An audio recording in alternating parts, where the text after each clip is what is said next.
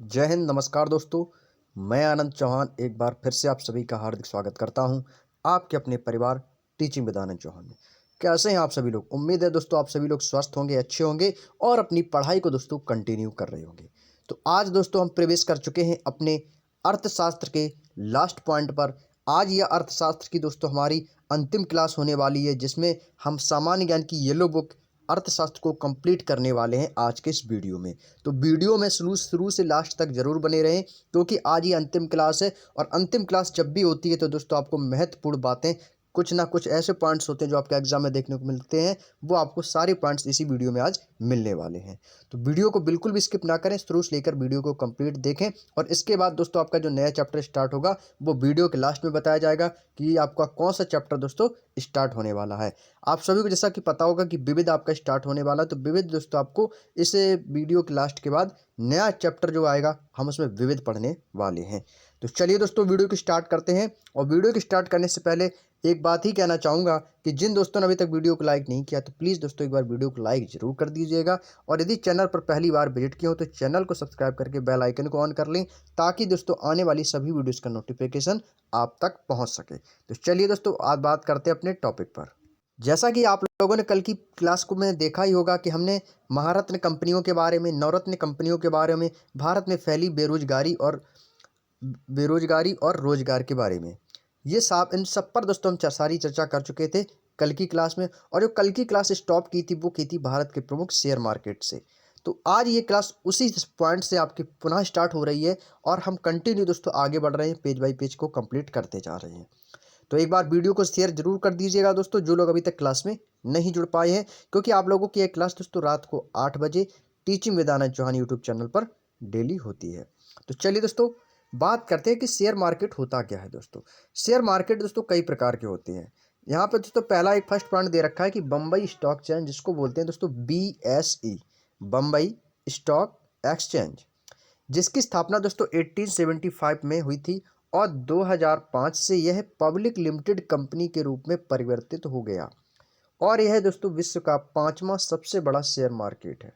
दोस्तों आपका दोस्तों पॉइंट में होता क्या है कि जब भी हम यदि शेयर मार्केट की बात की जाए तो शेयर मार्केट में दोस्तों आज के डेट में हम जितने भी आपके विभिन्न देशों की मुद्राएं हैं उनका एक्सचेंज होना क्रिप्टो करेंसी द्वारा। तो ये जो सारे शेयर मार्केट जब इंडिया में दोस्तों जब आया तो इसकी जो स्थापना कब हुई थी शेयर मार्केट की? तो इसकी स्थापना 1875 में दोस्तों इसकी स्थापना हुई थी। और 2005 से दोस्तों एक लिमिटेड कंपनी हो गई। एक होता है प्राइवेट लिमिटेड, एक होता है इंडिया लिमिटेड। तो ये दोस्तों एक लिमिटेड कंपनी हो गई और उसी में यह दोस्तों विश्व का 5वां सबसे बड़ा शेयर मार्केट बन गया। यदि आपसे एग्जाम में क्वेश्चन यहीं से उठाता है दोस्तों कि विश्व का सबसे बड़ा 5वां शेयर बाजार कौन सा है या शेयर मार्केट कौन सा है, तो आपको जवाब देना होता है Bombay stock exchange BSE। Clear दोस्तों? आपको बता दें कि एग्जामिनर आपको भटकाने के लिए यदि आपको हिंदी की थ्योरी ना दे, उसके बाद आपको ये शॉर्ट फॉर्म भी दे सकता है BSE, तो आपको फुल फॉर्म ऑलरेडी पहले से ही पता होने चाहिए। अगला आपका कौन सा है दोस्तों? अगला राष्ट्रीय शेयर बाजार, जिसको बोलते हैं नेशनल शेयर मार्केट, राष्ट्रीय शेयर बाजार। इसकी स्थापना दोस्तों सिफारिश 1991 में फेरवानी समिति ने की थी तथा इसकी स्थापना 1992 में मुंबई में हुई और IDBI इसका मुख्य प्रवर्तक है।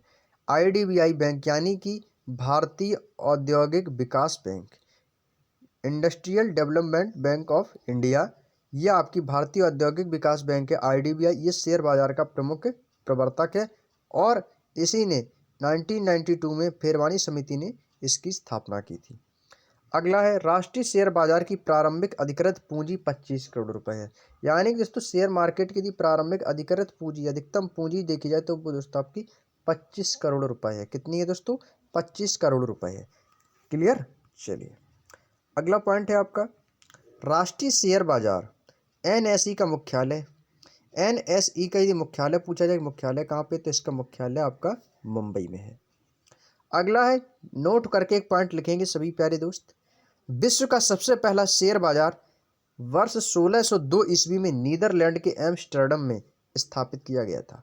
ये इंपॉर्टेंट पॉइंट, इसको जरूर नोट कर लीजिएगा। विश्व का सबसे पहला शेयर बाजार कहाँ पर स्थापित किया गया? तो नीदरलैंड के एम्स्टर्डम में वर्ष 1602 ईस्वी में। क्लियर?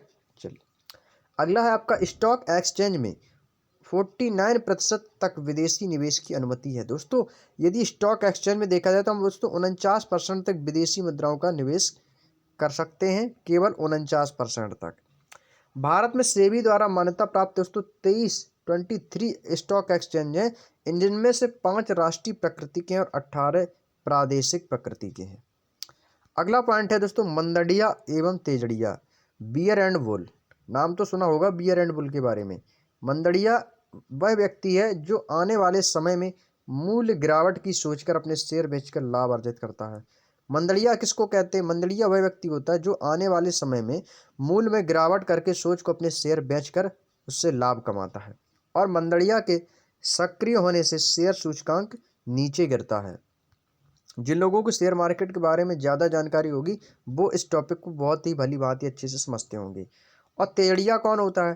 तेजड़िया वह व्यक्ति होता है जो भविष्य में आने वाले समय में शेयर मूल्यों में होने वाली वृद्धि की सोच के साथ उन्हें वर्तमान में सस्ते मूल्य पर खरीद लेता है। जैसे नहीं, हम जब शेयर मार्केट में जब हम अपना पैसा लगाते हैं, इन्वेस्ट करते हैं, तो हम ये देखते हैं कि सबसे ज़्यादा जो शेयर है वो किसके डाउन है,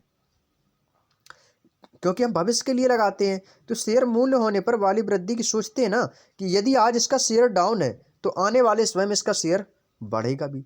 तो शेयर में होता क्या है, शेयर मार्केट में घटता बढ़ता रहता है। यदि आज कम है तो कल बढ़ेगा और यदि आज ज़्यादा है तो कल घट भी सकता है। तो वही हम करते क्या है कि शेयर मार्केट में जिसके जिसके शेयर गिरे हुए होते हैं, कम दामों में होते हैं, उसको हम खरीद लेते हैं और उनको रखे रहते हैं। जहीं लगता है कि हाँ ये बढ़ गया है तो उसको हम बेच देते हैं। तो उससे हमें क्या होता है, लाभ अर्जित होता है। ये क्या होते हैं, तेजड़िया व्यक्ति होते हैं। और तेजड़िया के सक्रिय होने से शेयर बाजार दोस्तों तेजी से ऊपर चढ़ने लगता है, क्योंकि जब इसमें दोस्तों ज़्यादा लोग पैसे को इन्वेस्ट करते हैं, ज़्यादा लोग लगाते हैं कि हाँ हमने इतने शेयर खरीद लिए हैं, आने वाले समय में इतने शेयर लगाएंगे और उससे लाभ अर्जित करेंगे। तो ऐसे क्या होता है, इनके दोस्तों तेजी से शेयर मार्केट ऊपर की ओर बढ़ने लगता है। अगला है भारतीय प्रतिभूति एवं विनिमय बोर्ड, सेबी इसको बोलते हैं। इसकी स्थापना दोस्तों 1988 में, याद रखिएगा सेबी की स्थापना आपसे एग्जाम में पूछी जा चुकी है। और इसको 30 जनवरी 1992 को सेबी एक्ट के तहत मुख्य पावर में लाया गया। अगला है दोस्तों सेबी का पूरा नाम भी दिया देगा, आपका एग्जाम में पूछा जा चुका है, security and exchange board of India. ये दोस्तों सेबी का पूरा नाम है। सेबी का पूरा नाम क्या है? Security and exchange board of India, SEBI का पूरा नाम। तो इस पर एक बार स्क्रीनशॉट जरूर ले लीजिएगा, आपके एग्जाम में फुल फॉर्म में पूछता है। और सेबी का मुख्यालय की बात करें तो सेबी का मुख्यालय दोस्तों आपका मुंबई में है। अगला पॉइंट है आपका, इन शेयर बाजारों का प्रमुख नियामक संस्था होती है। आप ये नहीं कि शेयर मार्केट ऐसे ही होते हैं, इनकी भी दोस्तों एक संस्था होती है, इनकी भी एक नियामक संस्था होती है। गिल्ड एंड बाजार सरकारी प्रतिभूतियों से संबंधित है। बदला क्या होता है, जब किसी स्टॉक कारोबार में विलंबन की मांग यानी कि देरी की मांग स्टॉक के खरीदार द्वारा की जाती है तो उसे बदला कहते हैं। अगला पॉइंट है दोस्तों आपका भारतीय बीमा नियामक एवं विकास प्राधिकरण, IRDAI, जिसकी स्थापना 19 अप्रैल 2000 को हुई और इसका मुख्यालय आपका हैदराबाद में है। भारतीय जीवन बीमा निगम, LIC, life insurance corporation of India, इसकी स्थापना 1 सितंबर 1956 को, और ये LIC की स्थापना कब हुई ये आपसे पूछा जा चुका है। और इसका केंद्रीय कार्यालय मुंबई में स्थित है, ये भी आपके एग्जाम में पूछा जा चुका है। अगला है विश्व के प्रसिद्ध शेयर बाजार सूचकांक। ये कुछ दोस्तों आपके विश्व के प्रसिद्ध शेयर बाजार हैं, उनके ये सूचकांक हैं कि कौन कौन से आपके जो सूचकांक है वो किन किन देशों से संबंधित है। निक्की आपका टोक्यो से है, डो जोन्स आपका न्यूयॉर्क से है, सिम्बैक्स सिंगापुर से है, Nasdaq United state of America से, सेट आपका थाईलैंड से है और मिडडेक्स आपका फ्रैंकफर्ट से है। क्लियर? चलिए अगला है आपका भारत की प्रमुख समिति और आयोग। यहाँ से दोस्तों आपकी भारत की कुछ प्रमुख समितियाँ हैं और वह किन किन आयोग से संबंधित हैं इन पर भी चर्चा करते हैं। दोस्तों पहला है आपका स्वामीनाथन समिति। कौन सी दोस्तों है? स्वामीनाथन समिति। यह दोस्तों आपकी जनसंख्या नीति पर आधारित है। राजा चिलैया समिति का संबंध किससे है? कर सुधार 1951 से है। सरकारिया समिति, यह दोस्तों केंद्रीय राज्य से संबंधित है। जानकी रमन समिति, यह प्रतिभूति घोटाले से संबंधित है। दांतवाला समिति बेरोजगारी का अनुमान से संबंधित है। रेखी समिति, यह एक अप्रत्यक्ष कर है। कैसा दोस्तों? अप्रत्यक्ष कर। अगला है महालनोबिस समिति, यह दोस्तों आपकी राष्ट्रीय आय पर निर्भर है। मल्होत्रा समिति बीमा क्षेत्र में सुधार के लिए है। भंडारी समिति क्षेत्रीय ग्रामीण बैंकों की पूर्ण संरचना में है। सुरेश तेंदुलकर समिति गरीबी से संबंधित बीपीएल। मीरा सेठ समिति हथकरघा के विकास के लिए संबंधित है।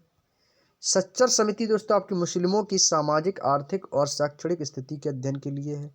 रंगराजन समिति का संबंध भुगतान संतुलन से है। आबिद हुसैन समिति का संबंध लघु उद्योग से है।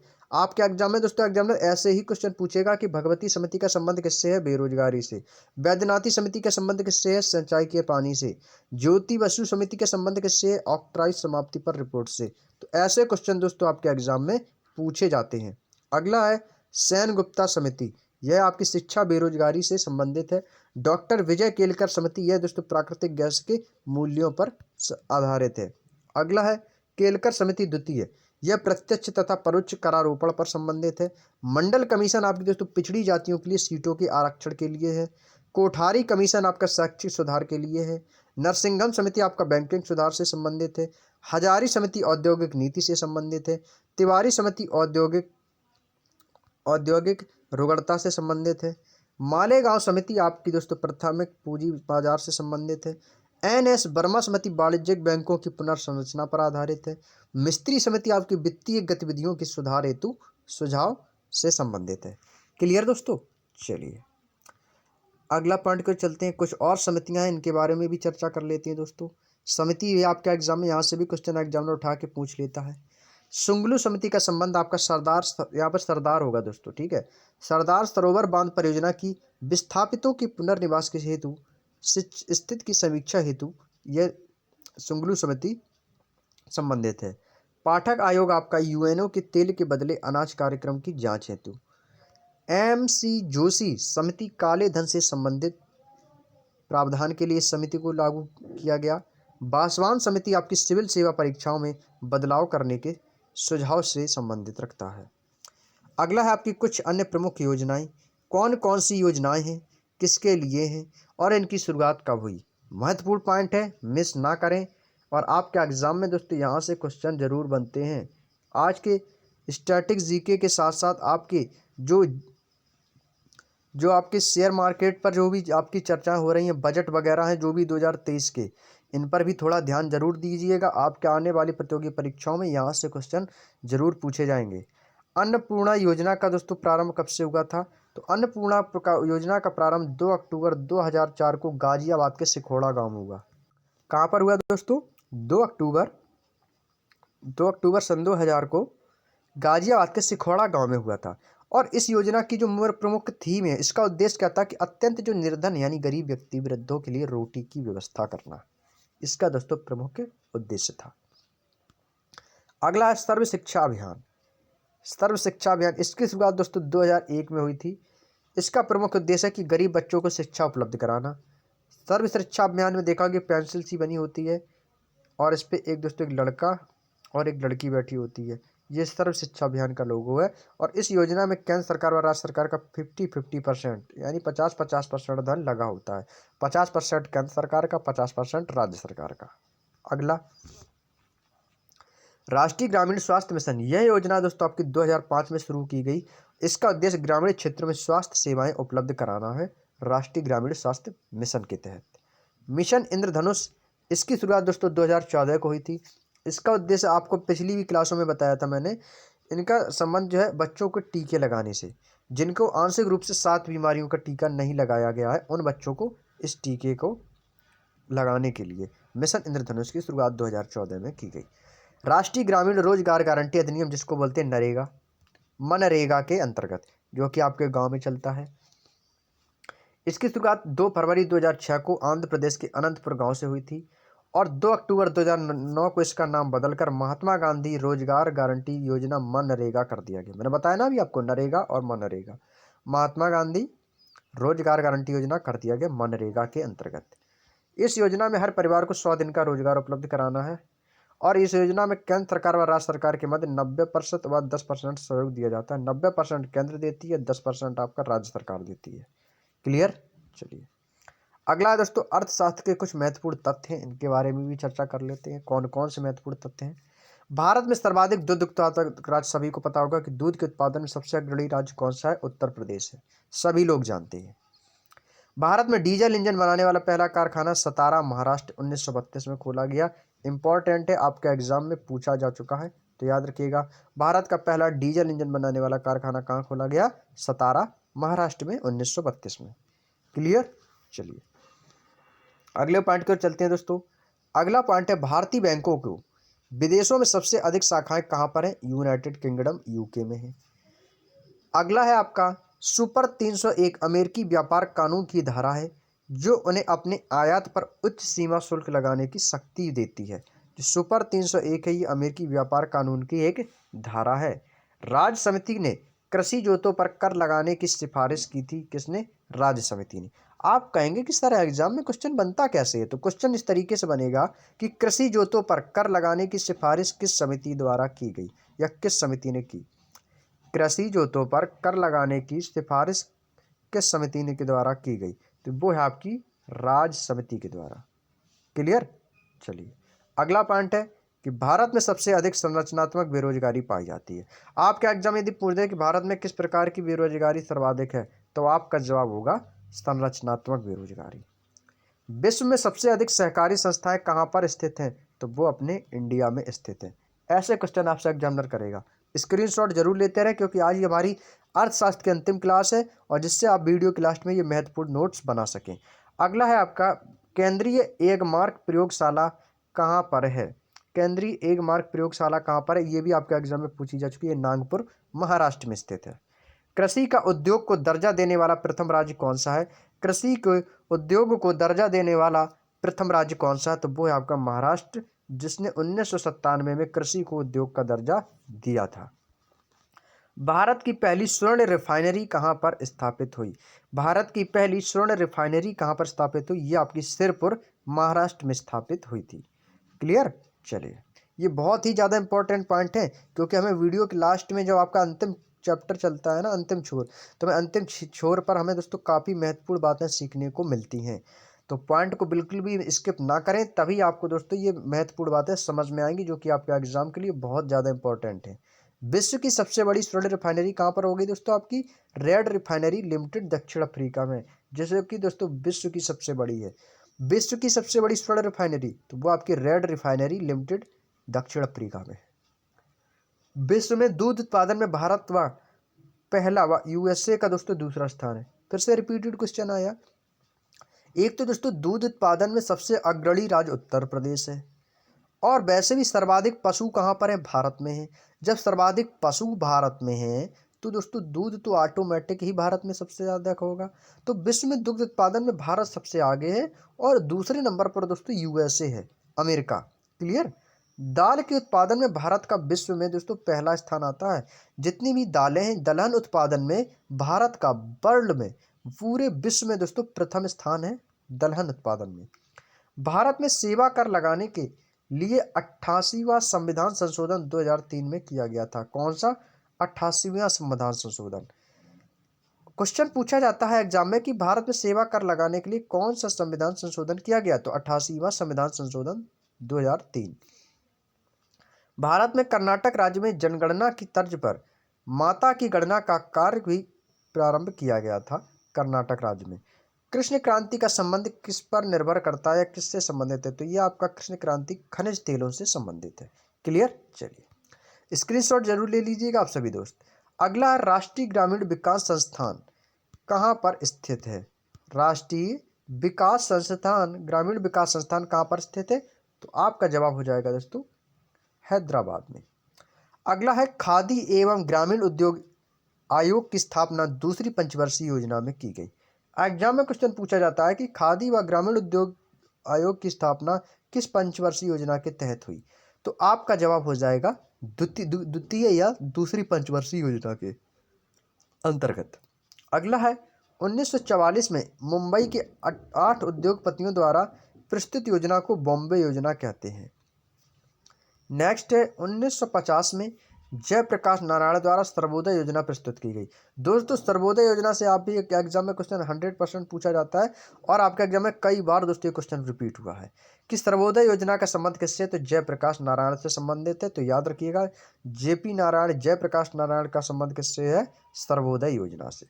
अगला है भारत में पहला जल विद्युत शक्ति गृह 1897 ईस्वी में दार्जिलिंग के असम में प्रारंभ हुआ था। दोस्तों इंपॉर्टेंट पॉइंट है, मिस ना करें इस क्लास को। भारत का पहला जल विद्युत शक्ति गृह कहाँ पर खोला गया, तो दार्जिलिंग असम में। कब, 1897 में। अगला भारत के कुल तिलहन उत्पादन में मूंगफली का हिस्सा दोस्तों सबसे अधिक है। जितने भी दोस्तों आपके तिल है, तिलहन वाली फसलें हैं, जैसे तेल हमें मिलता है, तो वो दोस्तों आपकी मूंगफली का हिस्सा जो है वो सर्वाधिक आपका अधिक है। मूंगफली उत्पादन सबसे अधिक है भारत में। सर्वाधिक नगरीकरण दोस्तों किस राज्य में है, तो वो है आपके गोवा में। गोवा की कैपिटल क्या है, पणजी। भारत में सर्वाधिक नगरीकरण दोस्तों आपके गोवा राज्य में है। अगला पॉइंट है दोस्तों आपका, ऐसी वित्त व्यवस्था जिसमें सरकारी व्यय आय से अधिक हो तथा शेष घाटे को पूरा करने के लिए सामान्यतः मुद्रा छापी जाती है, उसे दोस्तों घाटे का वित्त व्यवस्था कहते हैं। भारत में मोटर वाहनों का सर्वाधिक निर्यात जवाहरलाल नेहरू बंदरगाह से किया जाता है। दोस्तों जितने भी आपके मोटर वाहन हैं उनके आयात और निर्यात, एक दूसरे देश से आना और जाना, यह दोस्तों यानी आयात निर्यात का होता है कि एक स्थान से दूसरे स्थान पर, दूसरे स्थान से तीसरे स्थान पर, यानी कि आयात निर्यात। तो ये वाहनों का जो आयात निर्यात है वो सर्वाधिक दोस्तों आपका जवाहरलाल नेहरू बंदरगाह से ही किया जाता है। क्लियर। चलिए अगले पॉइंट की ओर चलते हैं दोस्तों। अगला पॉइंट है दोस्तों हमारा,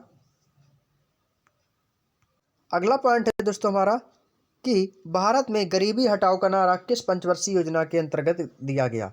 तो दोस्तों ये आपकी 5वीं पंचवर्षीय योजना के अंतर्गत में दिया गया।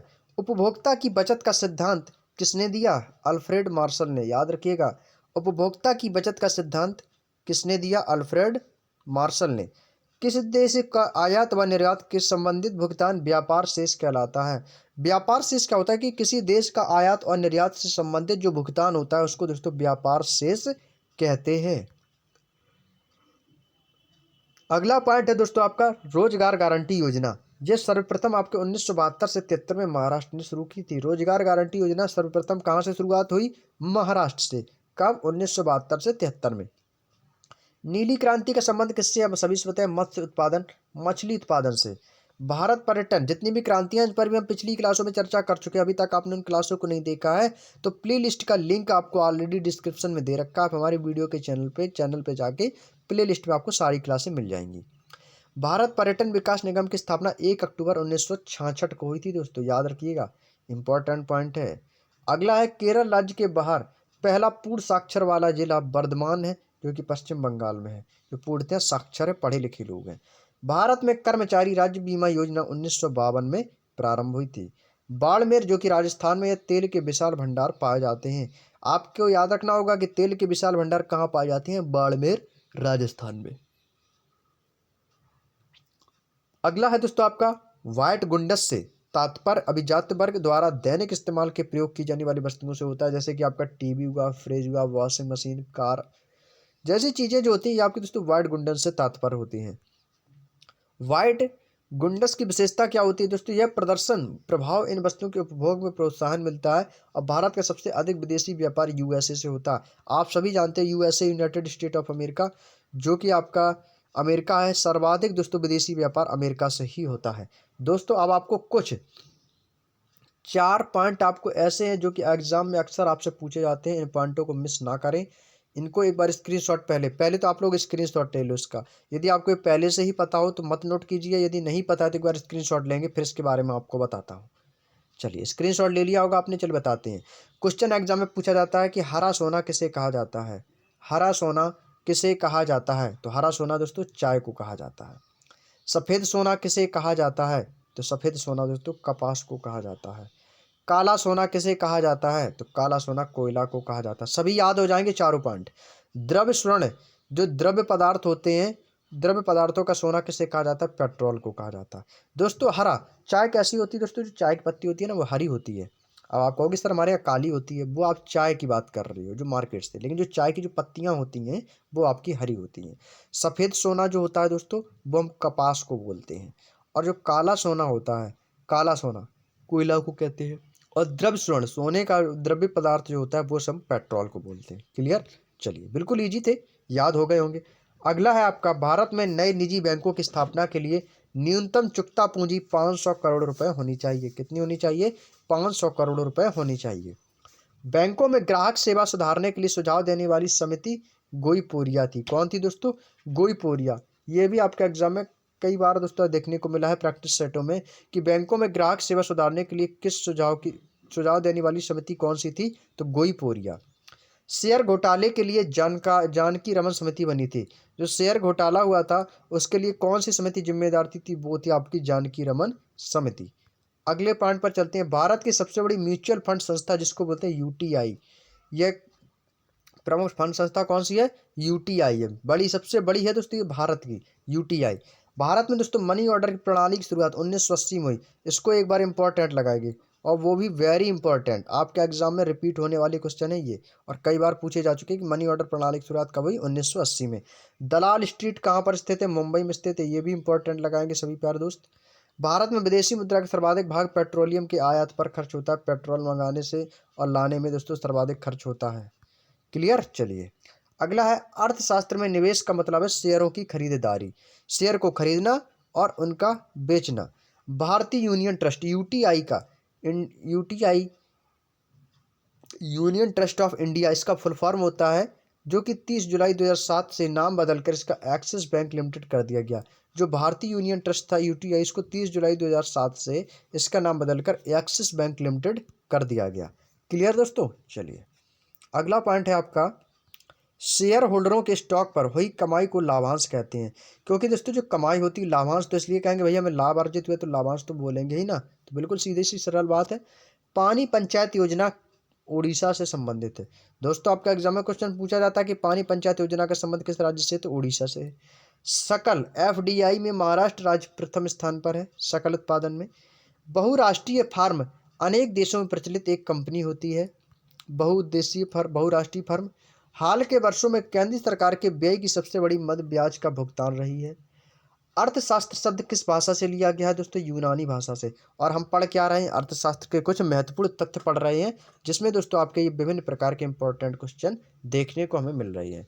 सूक्ष्म अर्थशास्त्र का संबंध व्यक्तिगत यूनिटों से है। व्यष्टि अर्थशास्त्र और समष्टि अर्थशास्त्र शब्दों का निर्माण रैगनर फ्रिश्च ने किया था। किसने किया था? एक व्यष्टि अर्थशास्त्र होता है, एक समष्टि अर्थशास्त्र होता है। इन दोनों शब्दों का निर्माण रैगनर फ्रिश्च ने किया था। अगला आपका, मुद्रा आपूर्ति भारतीय रिजर्व बैंक द्वारा नियंत्रित की जाती है, आरबीआई द्वारा नियंत्रित की जाती है। आप सभी को मैंने कल की ही क्लास में बताया था। उपभोक्ता द्वारा अपनी आय को अपनी इच्छानुसार व्यय करने की स्वतंत्रता केवल उपभोक्ता प्रभुत्व को होती है, जिसको हम उपभोक्ता प्रभुत्व कहते हैं। रिकॉर्डों के लगान सिद्धांत में पूर्णाधिकार बाजार की अवधारणा दी गई है। अगला पॉइंट है, लाभ का अभिनव सिद्धांत शूम्पीटर ने विकसित किया था, और लाभ के गतिशील सिद्धांत का प्रस्ताव क्लार्क ने दिया था। और जवाहर रोजगार योजना आपके ग्राम पंचायतों द्वारा क्रियान्वित की जाती है। अगला है, मूल्य वर्धित कर वीएटी सबसे पहला फ्रांस में लागू हुआ था, और भारत में न्यूनतम मजदूरी अधिनियम 1948 में पहली बार स्वीकृत की गई। इंपॉर्टेंट लगाएंगे, आपके एग्जाम में दोस्तों क्वेश्चन बन सकता है कि भारत में न्यूनतम मजदूरी अधिनियम प्रणाली पहली बार कब स्वीकृत की गई? तो 1948 में। अगला पॉइंट है दोस्तों आपका, अनुसूचित बैंकों का पंजीयन भारतीय रिजर्व बैंक के पास ही कराना पड़ता है। भारतीय रेल के राजस्व में माल का यातायात और आय का प्रमुख योगदान रहता है भारतीय रेल द्वारा। मालगाड़ी जो होती हैं, रेलों से जो आयात निर्यात होता है, सर्वाधिक योगदान भारतीय रेल को जाता है। पशुपालन के साथ खेती कराने की स्थिति को क्या कहते हैं? मिश्रित खेती। और भारत की जो संविधान है वो कैसा? एक मिश्रित संविधान है, वो लिखित है। और भारत में कैसी खेती होती है? पशुपालन के साथ खेती होती है ना, जिसको मिश्रित खेती कहते हैं। गांव से छोटे कस्बे और बाद में शहर तक लोगों के जाने के चरणावर प्रवास कहा जाता है, कि गांव से छोटे कस्बे से बाद में शहर में चले जाने वालों को चरणवार प्रवास कहा जाता है। निक्षेप सेवाएं प्रतिभूतियों को सुरक्षित रखने के लिए एक एजेंसी होती है। और लोक वित्त में अधिकतम सामाजिक लाभ का सिद्धांत किसने दिया था? डेल्टन ने लोक वित्त के अधिकतम सामाजिक लाभ का सिद्धांत दिया था। व्यापार चक्र में कितने चरण होते हैं? आपसे एग्जाम में क्वेश्चन कर सकता है, तो आपको बताना होगा 4 चरण होते हैं। गोल्डन हैंडशेक स्कीम स्वैच्छिक सेवानिवृत्ति से संबंधित है। एक्स सर्विसमैन से गोल्डन हैंडशेक स्कीम किससे संबंधित है? सेवानिवृत्ति से। क्लियर? चलिए, उम्मीद है दोस्तों आप लोगों को यहाँ तक के सारे पॉइंट क्लियर हो गए होंगे। तो अब हम पहुँच चुके हैं दोस्तों अपने अंतिम चरण पर, और अंतिम पेज पर हम चर्चा कर रहे हैं, और इसके बाद आपका विविध चैप्टर स्टार्ट हो जाएगा। तो हम अंतिम चरण पर हैं दोस्तों, अंतिम पेज है हमारा अर्थशास्त्र का, समाप्ति की ओर है हम। दोस्तों पहला पॉइंट दिया गया है कि भारतीय अर्थव्यवस्था में शिथिल काल जनवरी और जून को माना जाता है। माल्थस का जनसंख्या सिद्धांत निराशावादी है और आदर्श जनसंख्या सिद्धांत आशावादी है। आशा का अपोजिट निराशा। तो माल्थस का सिद्धांत जिन्होंने जनसंख्या पर दिया था वो निराशावादी है, और आदर्श जनसंख्या सिद्धांत आपका आशावादी है। 2011 की जनगणना भारत की कौन सी जनगणना थी? यह 15वीं जनगणना थी। और चेक एक वैकल्पिक धन का उदाहरण है। चेक एक क्या है दोस्तों? एक वैकल्पिक धन का उदाहरण। नहीं कहते चेक ले लो मुझसे, ये एक वैकल्पिक धन का उदाहरण होता है। भारतीय कृषि क्षेत्र में अधिक उपज वाली किस्मों का कार्यक्रम 1966 से आरंभ हुआ, और तिलहन उत्पादन कार्यक्रम 1990 में शुरू किया गया। ओइकोनोमिया शब्द का अर्थ दोस्तों घरेलू प्रबंध होता है। क्या होता है? ओइकोनोमिया शब्द का अर्थ घरेलू प्रबंध होता है, और यह शब्द दोस्तों अरस्तु की देन है। अरस्तु ने इस शब्द को बताया था, अरस्तु ने। भारत में इक्विटी बाजार की सेबी नियंत्रण कहते हैं। भारत में इक्विटी बाजार का सेबी का नियंत्रण भी है, और भारत के निजी क्षेत्र के लिए HDFC की पंजीकृत कार्य मुंबई में है। पंजीकृत दोस्तों जो कार्यालय है वो आपका HDFC का वो मुंबई में है। और रिजर्व बैंक की सहायक संस्था के रूप में राष्ट्रीय आवास की बैंक की स्थापना जुलाई 1988 में की गई थी। H1B वीसा का संबंध दोस्तों अमेरिका से है। वर्तमान में औद्योगिक श्रमिकों के लिए उपभोक्ता कीमत सूचकांक का आधार वर्ष 1982 है। और आज का दोस्तों लास्ट पॉइंट है कि केरल में शिशु मृत्यु दर सबसे कम है। दोस्तों ये पॉइंट भी आपको लास्ट में वेरी इंपॉर्टेंट पॉइंट देके जा रहा है, तो इसको जरूर अपने कॉपी में नोट करके जरूर लिख लीजिएगा। और आपसे आने वाली प्रतियोगी परीक्षा में 100% पूछा जाएगा कि सबसे कम शिशु मृत्यु दर किस राज्य में है, तो वो है आपका केरल में। क्लियर दोस्तों? चलिए, तो आज की दोस्तों इस क्लास में हमने अर्थशास्त्र को दोस्तों पूर्णतया दोस्तों कंप्लीट कर लिया है। और आपकी दोस्तों ये अर्थशास्त्र दोस्तों आज पूर्णतया दोस्तों कंप्लीट हो चुकी है। और ये दोस्तों आज हमारी अर्थशास्त्र की दोस्तों अंतिम क्लास थी दोस्तों। ये अर्थशास्त्र की दोस्तों हमारी अंतिम क्लास थी, जिसमें हमने अर्थशास्त्र को दोस्तों पूर्णतया दोस्तों कंप्लीट कर लिया है। और कल की क्लास के लिए आप सभी लोग तैयार रहिए विविध के लिए। कल हम सभी प्यारे दोस्त विविध में प्रवेश करेंगे, मिसलेनियस पढ़ेंगे, और वो भी आपके टॉपिक वाइज पढ़ेंगे, विभिन्न देशों की संसद के बारे में, अंतर्राष्ट्रीय एवं राष्ट्रीय दिवस के बारे में, जो कि आपके जैसा कि अब स्टैटिक जीके में भी हम आप लोगों से डिस्कस कर रहे हैं, स्टैटिक जीके भी पढ़ रहे हैं, और कुछ पॉइंट दोस्तों आपको विविध में स्टैटिक जीके के भी देखने को मिलेंगे। तो कल की क्लास में हम पढ़ेंगे विविध। हमने येलो बुक में दोस्तों हिस्ट्री को कवर कर लिया, पहला चैप्टर हिस्ट्री कवर हुआ, दूसरा आपका पॉलिटी भी कवर हो गया, तीसरा आपका ज्योग्राफी भी कवर हो गया, चौथा आपका इकोनॉमिक्स भी पूरा का पूरा पेज बाय पेज कंप्लीट हो गया।